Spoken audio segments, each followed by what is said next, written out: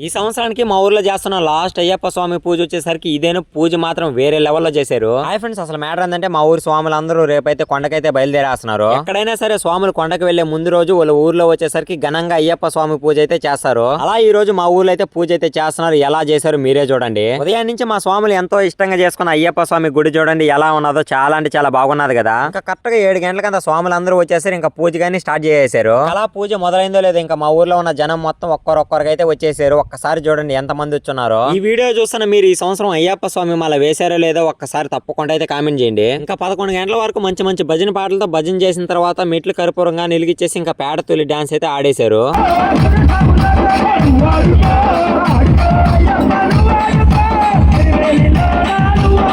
ఇంకా ఫైనల్ గా అయ్యప్ప స్వామికి జ్వాల పాట పాడేసి ఇంకా స్వాములందరూ అయితే భిక్ష అయితే చేసేశారు. ఇంకా స్వాములతో పాటు మనంగానే అక్కడైతే భిక్ష అయితే చేసాము. ఇలా ఎంతో మంచిగా ఈ రోజు అయ్యప్ప స్వామి భజన అయితే కంప్లీట్ అయిపోయింది.